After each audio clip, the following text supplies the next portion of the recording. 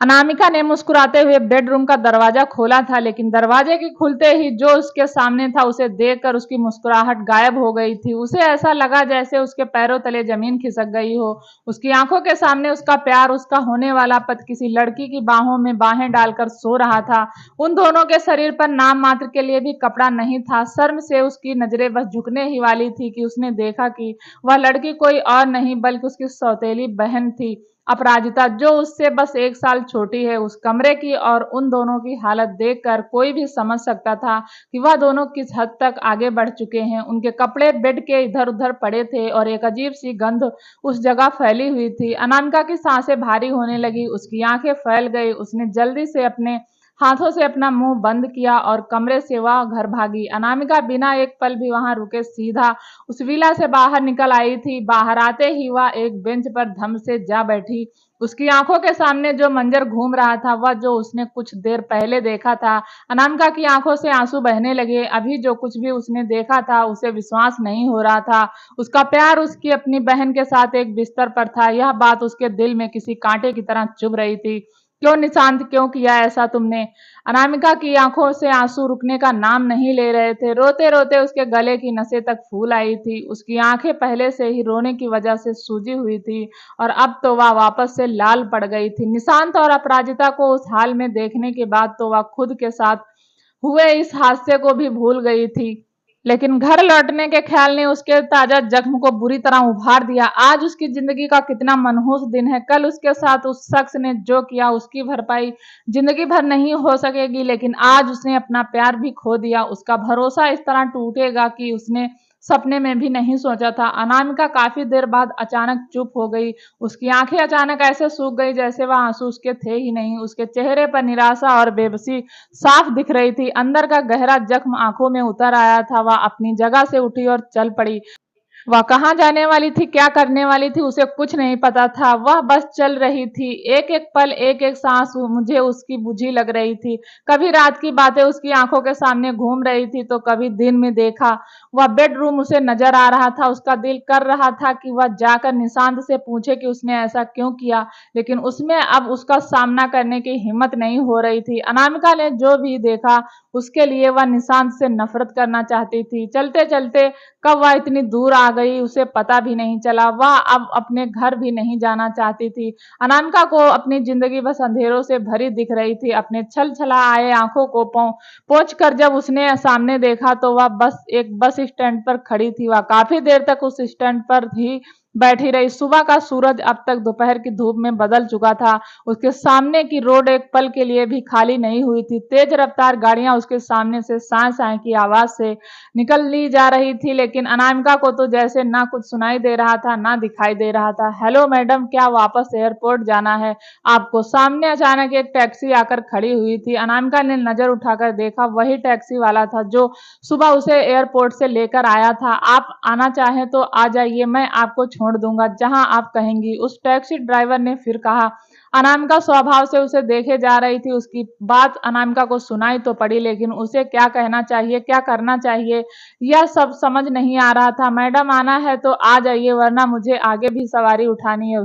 उस taxi driver की बात फिर से उसके कान में पड़ी और वह भारी मन से उठ खड़ी हुई। चलना है मैडम, अनामिका, एयरपोर्ट ही चलना है ना मैडम? अनामिका के टैक्सी में बैठते ही उस टैक्सी ड्राइवर ने पूछा तो अनामिका ने सिर हिला दिया। गाड़ी चल पड़ी थी। अनामिका का सिर फिर इस बार उसकी खिड़की के कांच पर था। फिर एक बार सारी दुनिया उससे आगे भाग रही थी और वह एक बार फिर वहीं ठहर गई थी। सब कुछ उसके दिमाग में किसी रोलर कास्टर की तरह चल घूम रहा था। एक पल में उसे रात याद आती तो अगले ही पल में निशांत का बेडरूम और उस बेडरूम में बेड पर लेटे वह दोनों याद आते। कभी हंसती मुस्कुराती खुद की छवि याद आती और फिर अचानक उस छवि के साथ निशांत और उसका साथ वक्त बिताना याद आता। लेकिन अगले ही पल उसे उस विला में जाती अनामिका दिखती और उसकी आंखें छल छला जाती। उसका दिल करता कि वह पीछे जाकर वक्त बदल दे और रोक दे अनामिका को उस विला में जाने से, लेकिन जैसे ही उसे यह ख्याल आता उसके सामने फिर से उसकी बहन और उसका मंगेतर एक बिस्तर पर बिना कपड़ों के नजर आने लगते। आखिर अपने कौन से फैसले को गलत ठहरा दूं मैं? विला में जाने को, ट्रिप पर जाने को, या निशांत पर भरोसा करने को? क्या यह मेरी गलती है कि मुझे ऐसे इंसान से प्यार हुआ जो मेरी ही बहन के साथ मिलकर मुझे धोखा दे रहा था? या इस बात के लिए खुश हूँ कि शादी से पहले मुझे उसका सच पता चल गया। लेकिन क्या मतलब रह गया, वह मन ही मन कह रही थी। ना जाने कब उसकी आंखों से फिर आंसू बहने लगे, उसे पता भी नहीं चला। लेकिन अब वह अपना आपा भी खो बैठी। उसने गाड़ी की खिड़की के कांच पर हाथ मारा और रोते हुए बोली, क्यों मेरे साथ ही ऐसा क्यों हुआ, क्यों मैं ही क्यों? टैक्सी ड्राइवर जो गाड़ी चला रहा था, वह अचानक अनामिका के रोने की आवाज सुनकर डर गया। उसने पीछे मुड़कर अनामिका से पूछा, मैडम आप ठीक तो है ना? अनामिका उसकी आवाज सुनकर तुरंत ही शांत हो गई। उसने भरे गले की आवाज के साथ कहा, मैं ठीक हूँ। टैक्सी ड्राइवर ने गर्दन हिलाई। अनामिका ने जल्दी से अपने हाथों से अपना चेहरा पोंछा और खुद को संभालने की कोशिश करने लगी। कुछ देर बाद टैक्सी एयरपोर्ट के बाहर खड़ी हुई। अनामिका ने ड्राइवर को पैसे दिए और टैक्सी से उतर गई। वह कुछ देर तक एयरपोर्ट के बाहर खड़ी बस आसपास देख रही थी। कुछ तो चल रहा था उसके मन में। कुछ देर बाद वह एयरपोर्ट के अंदर चली गई। इधर दूसरी तरफ भोपाल में जब उस लड़के की आंख खुली तो सूरज उसके सिर पर था। सूरज की तेज रोशनी से नजरें मिलते ही उसकी आंखें मिचमिचा गई। उसने अपनी आंखों को हाथों से रगड़ा और उठ बैठा। उठते ही उसने अपना सिर पकड़ लिया था। कुछ देर बाद वह बाहर आया तो हाल में बैठे लड़के पर नजर गई। वह लड़का उसे देखते ही सोफे से उठ खड़ा हुआ और उसने कहा, गुड मॉर्निंग बॉस। यह उसका असिस्टेंट हर्षद था, जिसे उसने कल रात एक लड़की लाने का फरमान सुनाया था। गुड मॉर्निंग, उस लड़के ने मुंह बिचकाकर उसे जवाब दिया और सीढ़ियों से उतरता हुआ नीचे आ गया। टेबल पर रखी पानी की बोतल उसने मुंह से लगा ली। बॉस, कैसी रही आपकी कल की रात? आप तो हर्षद की बात पूरी होती उससे पहले ही एक ही सेकंड में उसे अपनी कल की पूरी रात याद आ गई और अचानक ही उसके मुंह से सारा सारा पानी बाहर निकल आया। शट अप, उसने जल्दी से पलटकर हर्षद से कहा। उसकी आवाज उस हॉल में गूंज गई थी। हर्षद उसकी गुस्से भरी आवाज सुनकर सहम गया। यहाँ किस लिए आए हो? उसने वापस बोतल मुंह से लगा ली। वह बस आपका शेड्यूल, आज आपकी मीटिंग है, शाम को पार्टी है। मैं आज पार्टी में नहीं जाऊंगा। ऑफिस से किसी को सॉरी के साथ भेज देना और हाँ, तुम वर्मा वाली मीटिंग मीनाक्षी के साथ अटेंड कर लेना। ओके सर, हर्षद ने कहा और जाने ही वाला था कि तभी वह रुका और उसने कहा, सर वह आपकी न्यूजीलैंड वाली ट्रिप जो एक हफ्ते बाद है, उसके लिए आपको टीम फाइनल करनी है। अरे वही लिस्ट फाइनल कर लो और यह सब तुम ऑफिस में देखा करो, यह तुम्हारा काम है, कहकर वह लड़का उस विला में बने जिम की ओर चला गया। बाप रे, विरुद्ध बॉस ना, जब तक सामने रहते हैं सांस भी ठीक से लेना मुश्किल लगता है। एक तो इनकी एट्रैक्टिव बॉडी ही दिमाग को जाम कर देती है, ऊपर से इनके हैंडसम केस पर इनका डेंजर। और हर्षद अपने दोनों हाथों से अपने कानों को छूता हुआ वहां से बाहर चला गया। तुम यहाँ क्या कर रहे हो? उधर निशांत की जब आंख खुली तो उसने खुद को किसी के साथ सोता पाया। उसे लगा था कि उसके साथ अनामिका है। हालांकि जब अगले पल उसकी नजर उस लड़की के शरीर पर गई और फिर उसके चेहरे पर, तो उसने एक ही झटके में उसे खुद से दूर धकेल दिया।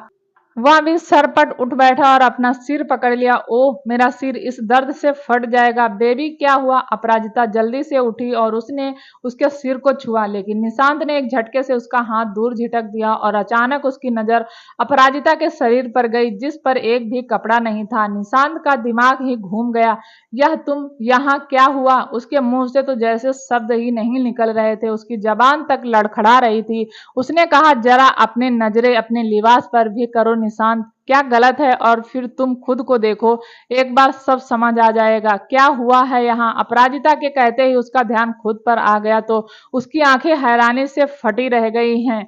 ये मैं निशांत की बॉडी पर भी एक कपड़ा तक नहीं था। अब तक उसकी कमर से नीचे तक बस ब्लैंकेट ही था जो उसने अभी हटाया था। तुमने और मैंने एक हसीन रात बिताई है निशांत, और इसमें कुछ भी गलत नहीं है। अपराजिता ने उसके चेहरे पर हाथ फेरते हुए कहा कि हटो यहाँ से, तुम्हें शर्म नहीं आती? निशांत ने फिर से उसको खुद से दूर झटका दिया। इसमें शर्म की क्या बात है? तुम्हें जिसकी जरूरत थी वह तुम्हें मिल गया और मुझे तुम। अपराजिता के हाथ बड़ी बेहयाई से निशांत के सीने पर घूमने लगे। निशांत ने अगले ही पल उसका हाथ कस कर पकड़ लिया और दूर करके अपने दांत पीसते हुए बोला, मैं तुम्हारी बहन से प्यार करता हूं, या तुम अच्छी तरह जानती हो। फिर तुमने क्यों किया ऐसा? बस करो निशांत, आखिर क्या रखा है उसमें? वह ढोंग करना जानती है। मुझे देखो, तुम्हारी खुशी किसमें है या मैं कितने अच्छे से जानती हूँ। और वह एक है जिसका शादी के बाद वाला ड्रामा ही खत्म नहीं होता। बंद करो अपनी बकवास, मैं तुम्हारी बहन से प्यार करता हूँ। या जानते हुए भी तुम इस हद तक गिर गई? निशांत गुस्से से दांत पीसते हुए बोला। उसने झुककर अपने कपड़े उठाए और पहनने लगा। इसे गिरना नहीं कहते निशांत, इसे ख्वाहिश पूरी होना कहते हैं। यह वह था जिसकी जरूरत खुद तुम्हें भी थी, और मेरा यकीन करो निशांत, तुम कल रात जरूरत से ज्यादा बेकाबू थे। Shut up! निशांत ने एकदम से उसका गला पकड़ लिया। अगर एक और लफ्ज बोला तो मुझसे बुरा कोई नहीं होगा। मैं सिर्फ और सिर्फ अनामिका का हूँ, सिर्फ अनामिका का, समझी तुम? और तुमने जो किया है ना, इसकी सजा तुम अब उसके नहीं रहे निशांत। अपराजिता ने उसकी बात बीच में ही काटते हुए कहा।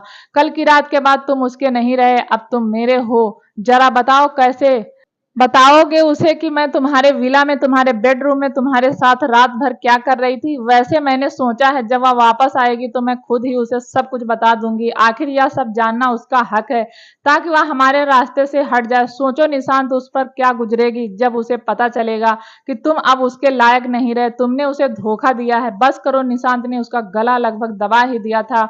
अगर तुमने उससे कुछ कहने की हिम्मत की ना तो मुझसे बुरा कोई नहीं होगा। निशांत उसे एक झटके से छोड़ा तो अपराजिता बेड पर पीछे जा गिरी। चेहरे पर एक कुटिल मुस्कान थी। वह एकटक बस निशांत को देखे जा रही थी। निशांत ने अपनी टी शर्ट पहनी और उसकी तरफ पलटा। जितनी जल्दी हो सके उतनी जल्दी यहाँ से चली जाओ और दोबारा अपनी शक्ल मत दिखाना, निशांत कहकर चला गया था। निशांत, यह सिर्फ एक रात नहीं थी मेरे लिए, मेरा सब कुछ मैंने कल तुम्हें दे दिया, तो बदले में मैं तुम्हें तो मेरा होना ही होगा। और रही बात गिरने की, चाहे मुझे अपनी सौतेली बहन से तुम्हें छीनने के लिए गिरना पड़े या किसी और हद तक जाना पड़े, मैं जाऊंगी। अपराजिता के चेहरे पर एक डेविल स्माइल थी और उसके दिमाग में कुछ तो खिचड़ी पक रही थी। वह ऐसे ही अपनी मेहनत जाया नहीं जाने देने वाली थी। आज पूरा एक हफ्ता हो चुका था।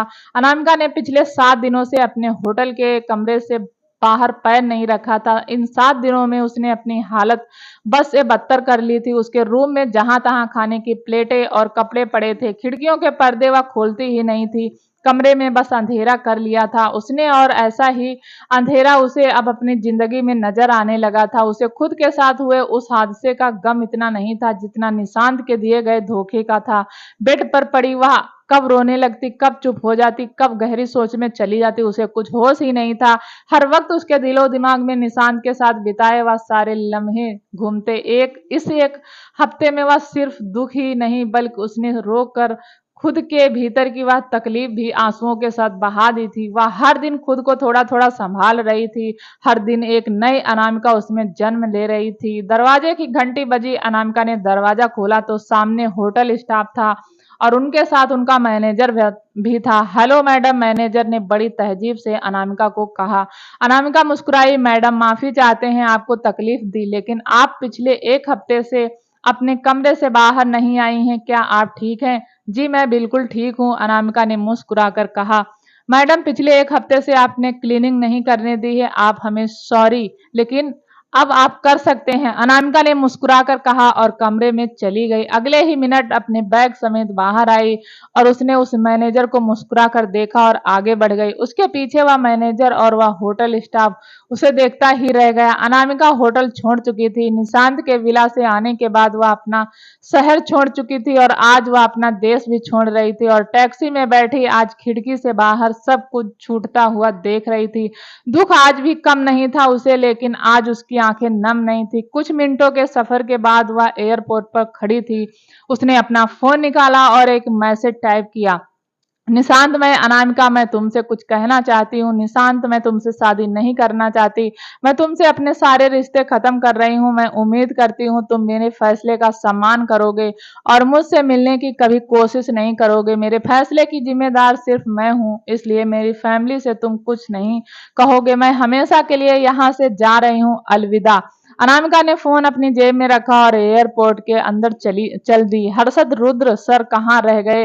तुमने उन्हें याद तो दिलाया था ना कि आज ऑफिस की टीम के साथ उन्हें एक बिजनेस ट्रिप पर जाना है। मीनाक्षी, जो रुद्र की टीम की एक मेंबर थी, अपने लगेज को खींचते हुए एयरपोर्ट में दाखिल हो रही थी। उसके साथ ही हर्षद भी अपने लगेज के साथ चल रहा था और उन दोनों के पीछे बाकी के 3 लोग भी तो तुम भूल तो नहीं जाती ना कि बॉस इंसान के रूप में डॉन के देवता हैं। अगर तुम भूल भी जाती हो तो मेरी तुम्हें सलाह है, अगली बार उनसे सवाल तुम खुद ही पूछना। हर्षद बोला, अरे ना बाबा ना, कौन शेर के मुंह में हाथ डाले, उनका डांटना भी शेर की दहाड़ जैसा लगता है। मालूम पड़ा, डर के मारे दिल ही हाथ में आ गया। तो मीनाक्षी दोनों कान छूते हुए बोली, सुबह मैं गया था, उन्होंने कहा कि वह खुद एयरपोर्ट पहुंचेंगे। हर्षद ने कहा। हर्षद चेकिंग काउंटर पर खड़ा था और बाकी लोग उसके पीछे थे। उसने मुड़कर पीछे कुछ कहने के लिए देखा ही था कि एक जगह जाकर उसकी नजर ही अटक गई। उसकी लाइन में उन लोगों के पीछे रुद्र खड़ा था, ब्लैक सूट, ब्लैक गॉगल लगाए। वह सीना तान कर खड़ा था जैसे वह कोई स्टूडेंट हो। उसकी पर्सनालिटी, उसकी बॉडी मौसम में आग लगा रही थी। आसपास के लोग मुड़ मुड़ कर बस उसे ही देख रहे थे। लोग चोरी चोरी उसकी तस्वीरें तक ले रहे थे और लड़कियां, उन बेचारियों के तो दिल पर बिजलियां गिर रही थी। वहां कोई ऐसा हो जिसने उसे एक बार देखने के बाद मुड़ कर ना देखा था। उसका चेहरा भी सामने की तरफ था। बॉस को देखते ही हर्षद बड़बड़ाया, अरे बाप रे, कहीं इन्होंने सुन तो नहीं लिया? क्या आप बक रहे हो हर्षद? मीनाक्षी जो उसके ठीक पीछे खड़ी थी, उसने उसकी बड़बड़ाहट सुनकर कहा, वैसे हर्षद, तुम्हें क्या लगता है बॉस अपने बाप के डर से हमारे साथ जा रहे हैं, या हमें अपने प्राइवेट जेट में लेकर नहीं जाना चाहते थे इसलिए हमारे साथ जा रहे हैं? मीनाक्षी की बात सुनते ही हर्षद ने हाथ बढ़ाते हुए उसका मुंह बंद कर दिया। अरे चुप करो मेरी माँ, मुसीबत पीछे ही खड़ी है। तुम क्या चाहती हो, पूरी फ्लाइट में हम सांस रोक कर जाएं? हर्षद ने उसके मुंह से हाथ हटाया और उसका हैरानी से भरा चेहरा पीछे घुमा दिया। बॉस पर नजर पड़ते ही मीनाक्षी के तो होश ही उड़ गए। उसके बाद तो वह पूरे सफर के दौरान कुछ नहीं बोली।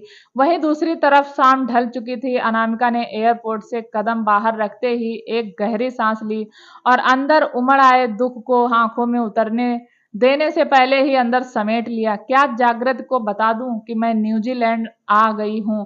अनामिका ने मन ही मन कहा, फिर खुद ही बड़बड़ा उठी, नहीं नहीं, वह डैड के सामने इमोशनल होकर सब बक देगी और फिर उनसे मैं क्या बताऊंगी। अनामिका ने मन ही मन कहा। अनामिका ने एक कैब रुकवाया और फिर जल्दी अपनी जिंदगी के एक नए सफर पर, इस बात से अनजान कि उसकी जिंदगी में एक रात के लिए आया शख्स इस वक्त ठीक उसी दिन, उसी जगह, उसी वक्त उसके आसपास था।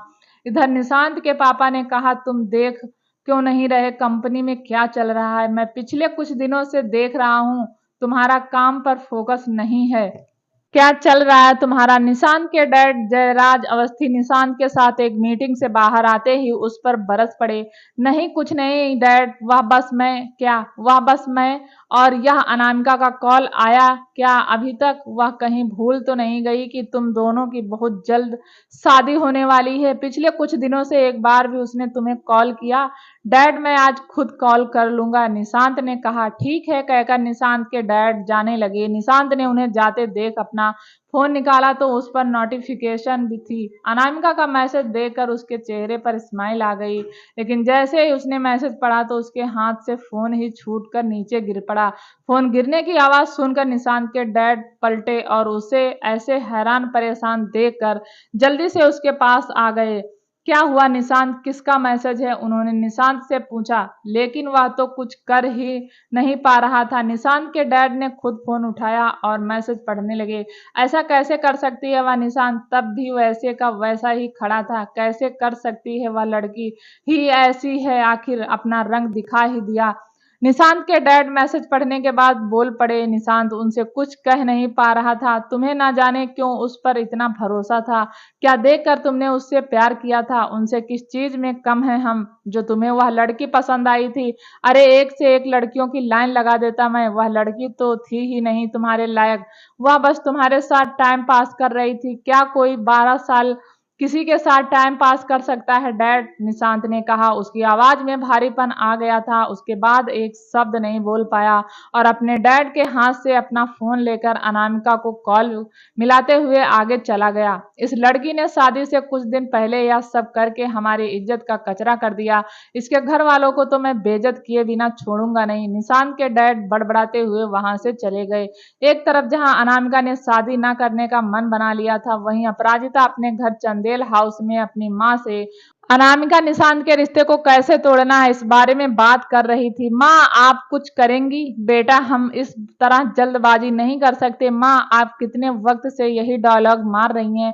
अब तो शादी को 4 दिन बचे हैं, वह आज कल में वापस ही आ जाएगी, फिर हम हाथ पर हाथ धरे बैठे रह जाएंगे। अपराजिता सुबह से अब तक कितनी बार अपनी माँ से इस बारे में बात कर चुकी थी। वह दिन पर दिन बेसब्र हो रही थी, लेकिन जब उसे लगा कि उसकी माँ उसकी बात को सीरियसली नहीं ले रही है तो उसने अपना आखिरी हथियार चलाया। माँ आप जानती हैं ना, मैंने निशांत के बिना जी नहीं सकती। मैं उसकी शादी अनामिका से होते नहीं देख सकती। हाँ मैं जानती हूँ, और यह बात तुम्हें बार बार मुझसे कहने की जरूरत नहीं है। अपराजिता की माँ मानसी ने उसके सिर पर हाथ फेरते हुए कहा।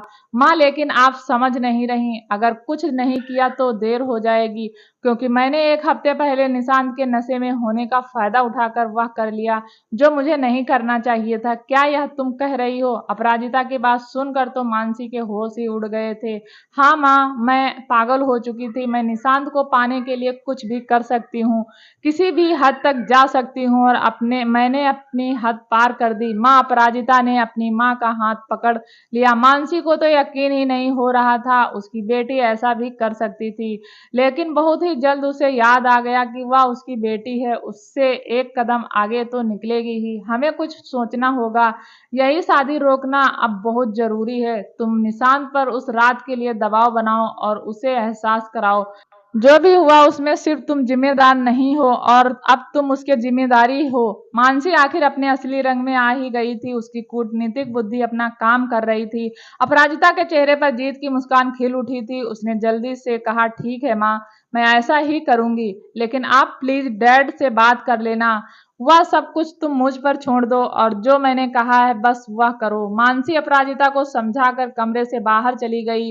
मानसी अपनी बाहें फैलाए गोल गोल घूमने लगी और बेड पर बैठ गई। उसके चेहरे पर चालाकी से भरी एक मुस्कुराहट थी। बेचारी अनामिका जब वह वापस आएगी तो उसे पता चलेगा कि उसका दूल्हा अब किसी और का होने वाला है, और दुल्हन की जगह पर उसकी जगह आने वाली मैं। आखिर मैंने तुमसे छीन ही लिया निशांत को, उसके साथ तुम वैसे भी अच्छी नहीं लगती, तुम्हारा मुंह देखने लायक होगा। बहन कितनी खुशी मिलेगी मुझे जब तुम चीखोगी, देखना एक दिन तुमसे सब कुछ छीन लूंगी मैं। अपराजिता के चेहरे पर अब वह पहले वाली मुस्कुराहट नहीं थी, बल्कि एक भयानक कठोरता थी जिसमें नफरत कूट कर भरी थी, और इतनी भरी थी कि उसकी आंखों से उसके चेहरे से नफरत टपक रही थी। कुछ देर बाद रात के खाने के लिए जब चंदेल परिवार डाइनिंग टेबल पर बैठने वाला था, तभी चंदेल हाउस की डोरबेल बजी। दरवाजा खोला तो जयराज अवस्थी अंदर घुसे चले आए। उन्हें देखकर चंदेल परिवार के मुखिया नवीन चंदेल उठकर मुस्कुराते हुए उनसे गले मिलने आगे आने लगे। आइए आइए समधी जी, इस वक्त कैसे आना हुआ? नवीन चंदेल ने कहा। उनके पीछे अब मानसी और अपराजिता भी आ चुकी थी। कैसे आना हुआ? जयराज अवस्थी ने गुस्से से गुजरते हुए कहा। उन्हें गुस्से में देखकर नवीन चंदेल के गले मिलने के लिए आगे बढ़ते हाथ रुक गए। मानसी और अपराजिता अब हैरानी से उन्हें देख रही थी। शादी की तैयारियां शुरू कर दी आप लोगों ने? मिस्टर अवस्थी ने घर के चारों ओर नजर घुमाकर देखते हुए कहा। हम करेंगे, बस अनामिका आजकल में आ ही जाएगी तो। नवीन चंदेल ने कहने की कोशिश की, लेकिन मिस्टर अवस्थी उनकी बात काटते हुए बोले मत करिए, कोई फायदा नहीं है। और क्यों, यह तो आप अच्छे से जानते ही होंगे, आखिर आपको कैसे पता नहीं होगा? आप क्या कह रहे हैं, मुझे कुछ समझ नहीं आ रहा। मिस्टर चंदेल ने आश्चर्य समझकर दृष्टि से उनकी ओर देखा। क्या समझ नहीं आ रहा है आपको? क्या आपको नहीं पता कि आपकी बेटी कहाँ है? उसे शादी खेल लगता है शायद, लेकिन वह भूल रही है कि वह यह मजाक कर किसके साथ रही है। मिस्टर अवस्थी अभी बस गुस्से में उबल रहे थे। उन्हें लग रहा था कि अनामिका ने यह बात अपने डैड को जरूर बताई होगी, और उसके डैड ने एक बार भी इस बारे में अवस्थी परिवार से बात करना जरूरी नहीं समझा। देखिए यह क्या कह रहे हैं, हमें कुछ समझ नहीं आ रहा है, मिस्टर चंदेल ने प्यार से कहने की कोशिश की। गुस्सा तो अब उन्हें भी आ रहा था, आखिर चंदेल परिवार भी कोई मामूली परिवार नहीं है। जिस तरह मिस्टर अवस्थी बात कर रहे थे, यह लहजा कहीं से भी बर्दाश्त करने लायक नहीं था। आपकी बेटी ने शादी करने से इनकार कर दिया, वह चली गई है, मिस्टर अवस्थी ने तेज आवाज में आंखें बड़ी करते हुए कहा। उनकी बात सुनकर मिस्टर चंदेल तो हैरान रह गए, लेकिन पीछे खड़ी मानसी और अपराजिता को तो अपने कानों पर यकीन ही नहीं हो रहा था। आपकी बेटी की वजह से हमारी हर जगह इंसल्ट होगी और मैं इसका हिसाब जरूर पूरा करूंगा। कल मैं मीडिया में शादी कैंसिल होने की अनाउंसमेंट करने वाला हूँ। यह कहकर मिस्टर अवस्थी वहां से चले गए। क्या बात है, मुसीबत खुद चली गई। अब तुम आराम से निशांत के साथ जिंदगी बिताने के सपने देखो। मानसी ने अपराजिता के गालों पर हाथ रखते हुए धीरे से कहा। इधर न्यूजीलैंड में 1 महीना बीत चुका था। अनामिका को न्यूजीलैंड के एक होटल में ठहरी थी। उसके पास रखी सेविंग धीरे धीरे खत्म हो रही थी। पिछले 1 महीने में ना तो अनामिका को ही कोई खबर थी कि उसके घर पर उसके जाने के बाद क्या हुआ, ना अनामिका का ही किसी को पता चल सका था। पिछले कुछ दिनों से उसकी तबीयत भी उसे कुछ ठीक नहीं लग रही थी। आज सुबह से उसे 2 बार उल्टियां हो चुकी थी। उसे जरा भी अंदाजा नहीं था कि उसे क्या सुनने को मिलने वाला है। आज जब जब वह दोपहर के करीब डॉक्टर के पास गई तो उसे जो पता चला उसने उसकी बची खुची दुनिया ही हिलाकर रख दी थी। हॉस्पिटल से आने के बाद अनामिका अपने कमरे में पड़ी सिसक रही थी। आज उसे डॉक्टर ने बताया था कि वह 4 वीक की प्रेग्नेंट है और अब वह बच्चा अवार्ड भी नहीं करा सकती। उसे अब समझ में नहीं आ रहा था कि वह क्या रिएक्ट करे। वह माँ बनने वाली है, यह बात खुशी की होती है। अगर उसके साथ वह हादसा ना हुआ होता, वह बच्चा जो उसके अंदर पल रहा है वह किसी की जबरदस्ती का नतीजा है। कैसे वह इसे जन्म देगी, कैसे उसे पालेगी, अकेले क्या करेगी।